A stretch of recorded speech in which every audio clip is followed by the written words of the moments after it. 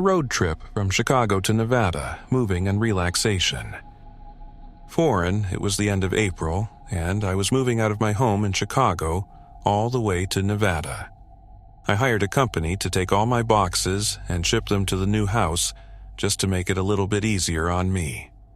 I wanted to take a road trip down there and stay at some hotels or Airbnbs on the way, and just relax for a few days. The total drive would take around 30 hours. So I split that in thirds and decided I would drive 10 hours each day and stay somewhere overnight. After planning out the times, I figured that my first stay would have to be on the far edge of Nebraska. I scrolled through Airbnb looking for anything cheap, as Nebraska didn't really have much to see, so I really just wanted a place to stay for 8 hours and then head back out on the road. I found a small one-story home with 2 bedrooms. Although I didn't really need the 2 bedrooms, the price was a really good deal, so I didn't mind the extra space. However, I did find it a little bit strange that they only showed pictures of 1 bedroom. Again, though, it didn't make much of a difference for me, so I booked it for the next night and got ready for bed in the morning. I finished packing up my car with the rest of what I had and started the drive. I left a little bit later than I had wanted to, but I figured it wouldn't be much of a big deal, other than having to drive in the dark for a few hours. If you've ever driven through Nebraska, you would know that it's very plain. There's long stretches, hundreds of miles long, of barely any lighter buildings at all. A couple hours after dark, I pulled up to the Airbnb. It was off the long, empty road I'd been on and down a short gravel path. Initially, I was a little bit disappointed, as it looked a lot more worn down on the outside than they had shown in the pictures. I reminded myself that I was only staying for a few hours, just to sleep. So, it didn't matter too much. I grabbed a couple of my bags and headed to the front door. Usually, the owners leave the key in a key box and give you the password, but the store had no key box. In fact, it actually had no luck at all. It was one of those plain doorknobs you'd usually see on a closet door. I started to get a little uneasy, but I didn't really have any other options. And to stay here, I opened the door and stepped in. And to my surprise, it was actually fairly nice on the inside. It was small, but the living room and kitchen were well furnished and seemed to be kept up with. I went to the first bedroom, but noticed that it too did not have a lock. Thankfully, the second bedroom did so. That's where I decided to unpack, and there was one thing that got me really creeped out about this bedroom, though. Right in front of the bed on the wall was the small old doorway, maybe 3 feet tall and 2 feet wide. This was the actual picture I took of this doorway in the room. The more I looked at this door, the more unsettled I got, but there was no way I was staying in a room that I couldn't lock. I tried to open it just to check what was behind it, but it was locked from the other side. I figured the owner probably just kept some cleaning supplies back there or extra towels or something. But still, the store gave me the creeps. I was getting pretty tired, though, so I only unpacked what I needed for the night and started to get ready for bed. I woke sometime in the middle of the night hearing a soft tapping noise coming from the edge of the bed. It was very subtle, but the whole house was silent. Aside from the tapping, I reached blindly from my phone on the nightstand and turned on the flashlight as quick as I could. As I shined the light towards the edge of the bed, the tapping stopped. I'm not one that gets scared easily. Sure, I'll get creeped out or nervous, but never scared. But something about that small doorway on the edge of my bed, and that moment made me truly scared. I jumped out of bed and turned on the lights and grabbed everything and rushed out of the house as quick as I could. It was still really dark outside and I couldn't see much, but as I was backing my car out of the gravel path, I swear I saw a man lying on the ground behind the house. I drove down the road for probably 30 minutes before pulling over and texting the owner to tell him that there might be someone in his house and to call the police. I continued down the road for a couple hours until I found a small town, and I parked in a grocery store parking lot just to get some sleep. I still don't really know what happened that Airbnb, but the creepiest part was that when I checked my phone in the morning, I saw my message had been read just a few minutes after I sent it, but the owner never responded to it. A suspicious Airbnb experience.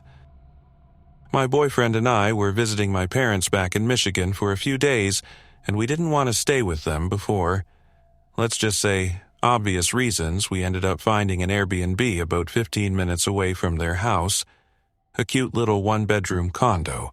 The inside was completely redone, was very modern, so it wasn't the cheapest.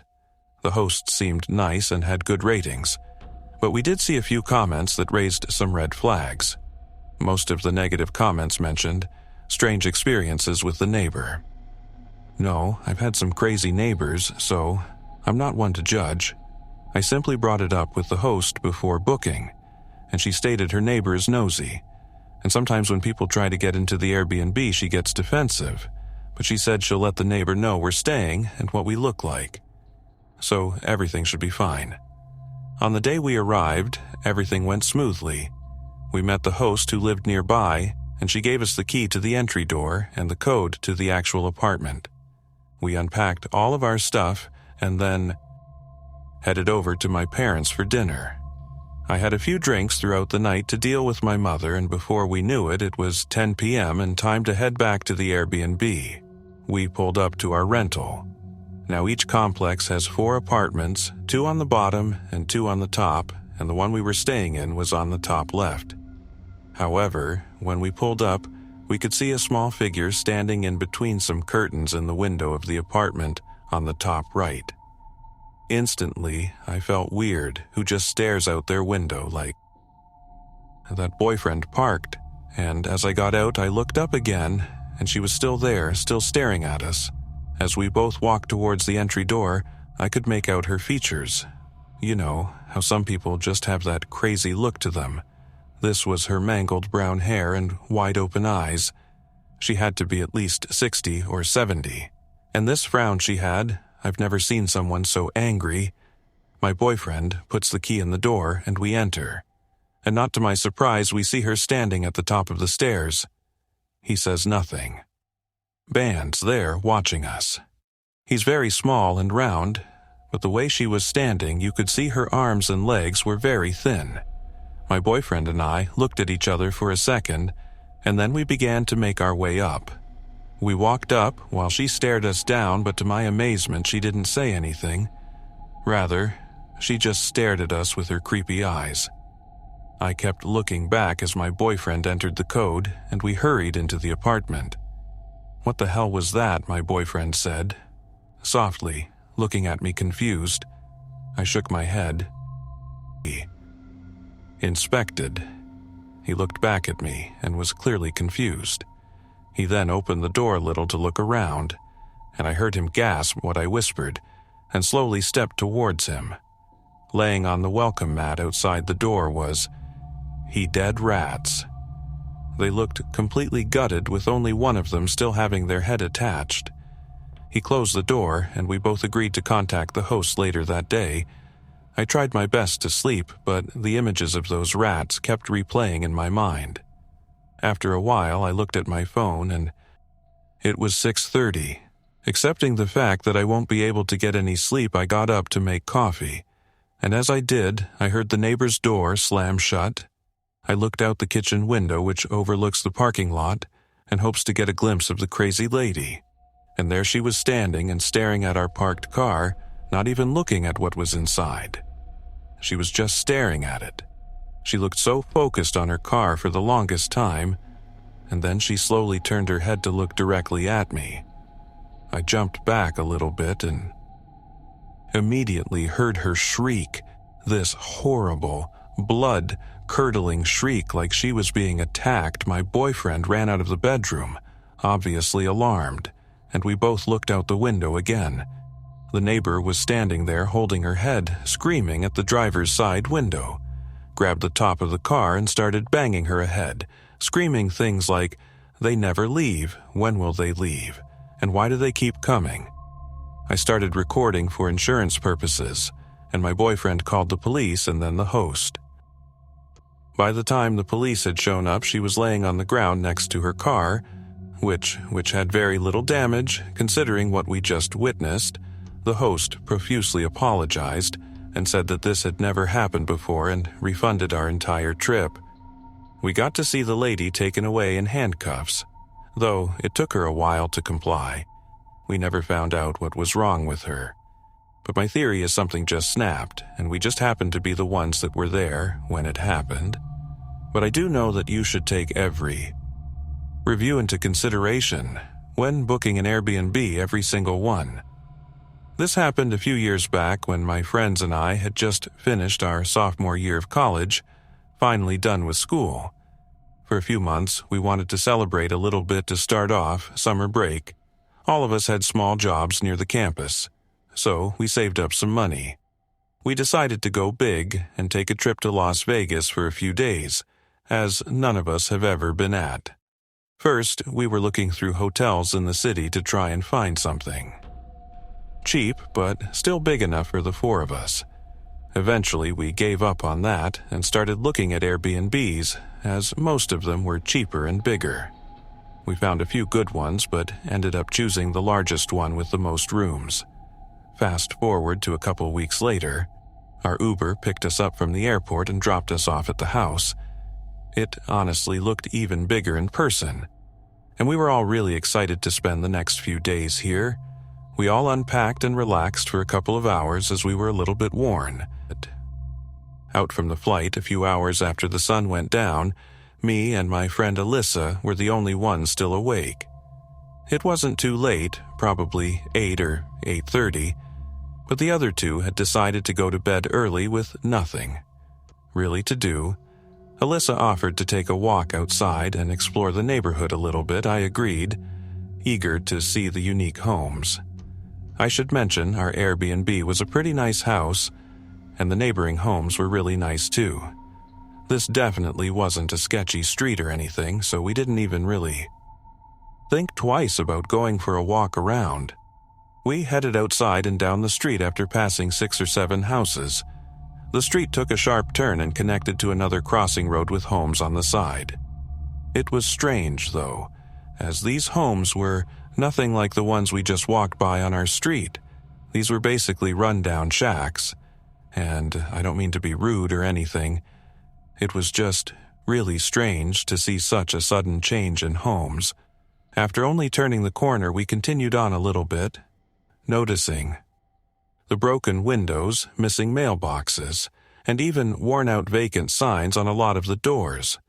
One of the houses even had a sofa chair right in the middle of their front yard with rips and stains on it. We agreed to take the next turn towards our Airbnb and head back. But a couple minutes later, we saw a small SUV coming towards us from down the road with its headlights off. As I got closer, it began to slow down and eventually stopped right next to us. An older woman, probably 50 to 60 years old, rolled down the window and, with a big smile, said, "You two are such a cute couple." She was making really weird, jerky motions with her head in her arms and was just acting really strange. I replied, "Thank you," as to just end the conversation quickly and get her to leave. Luckily, it worked. She continued down the road and we did as well in the opposite direction.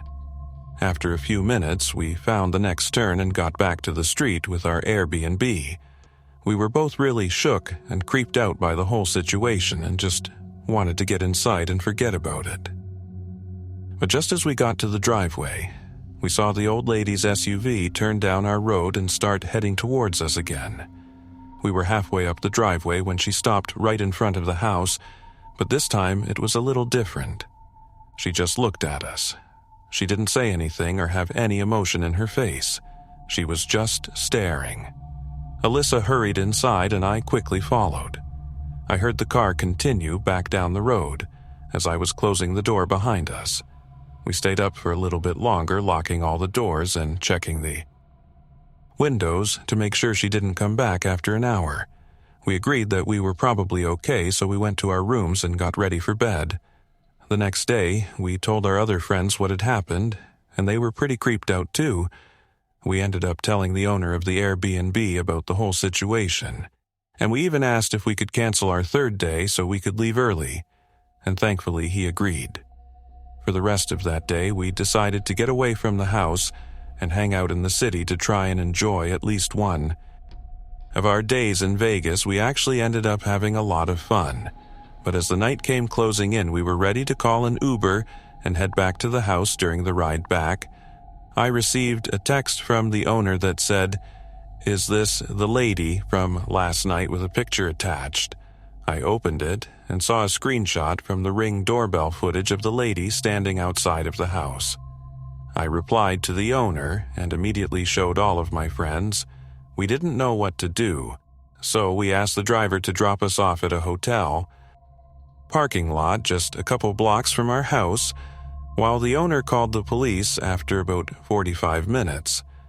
The owner called me and said the house was clear and we could go back, but he mentioned the police never found the lady. This obviously made none of us feel any better. We got to the house and pretty much immediately started packing all of our stuff so we could leave right away in the morning. Nothing happened overnight or the next morning, but I can say for sure that none of us got good sleep. We got out of there as soon as we could and headed for the airport. This was definitely one of the strangest things to ever happen to me, and I still think about it a lot. The only advice I can give is to always check the area around your Airbnb before you book it. I have no idea what she wanted or why she was stalking us, but it really freaks me out to think about what would have happened if the owner didn't have a doorbell camera, or if we had stayed that third day.